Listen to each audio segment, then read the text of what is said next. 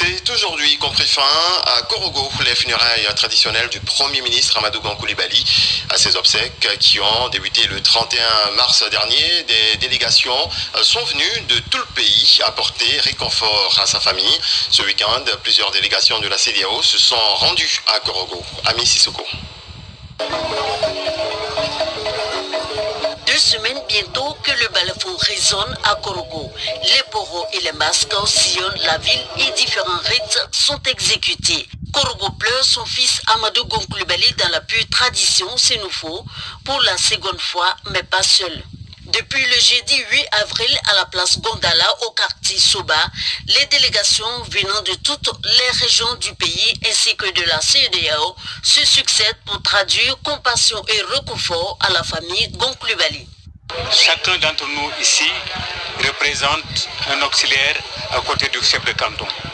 Donc cette ouverture qu'on a avec la famille nous permet aujourd'hui d'avoir cette grande quiétude ici à Korogo. L'homme a été trop tôt arraché à notre affection. Nous le pleurons tous les jours. Nous gardons de l'homme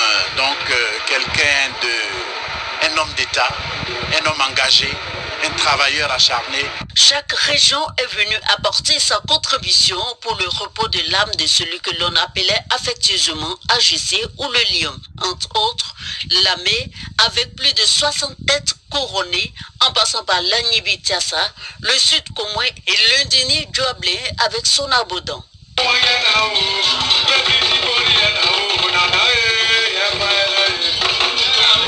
L'ex-chef du gouvernement ayant passé une partie de sa vie scolaire à Dabou et son père ayant des liens très étroits avec Philippe Grégoire Yassé, ex-président du Conseil économique et social, les grands ponts ont effectué massivement le déplacement avec à leur tête le ministre Esmel Essis. Amadou Gon Coulibaly était aussi membre de la génération Obodjourou et président d'honneur de l'association des Obodjourou de Dabou. Il était plus qu'un frère de génération, un frère par la tradition, un frère par l'histoire, un frère au niveau professionnel.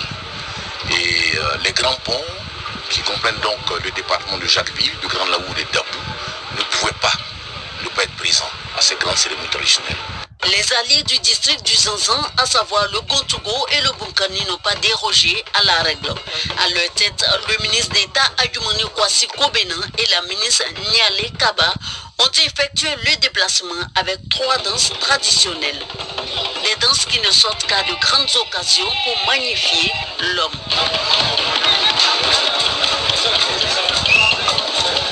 Avant sa mort, il était venu dans le Gontougo pour poser la première pierre de l'université qui aujourd'hui est en train de prendre des allures heureuses.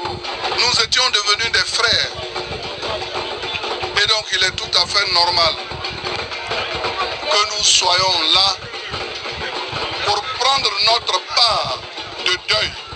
Pour soutenir la famille, des dons en nature et en numéraire ont été effectués par les délégations. La famille Gon Coulibaly a exprimé toute sa gratitude à tous ceux qui ont préparé aux obsèques de AGC.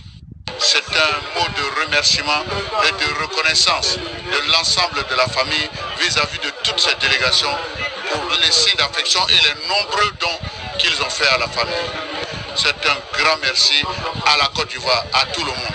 Un grand merci au président de la République. Amadou Gon Coulibaly est décédé le 8 juillet 2020. Il a été inhumé le 17 juillet. Ses funérailles traditionnelles prennent fin ce dimanche 11 avril.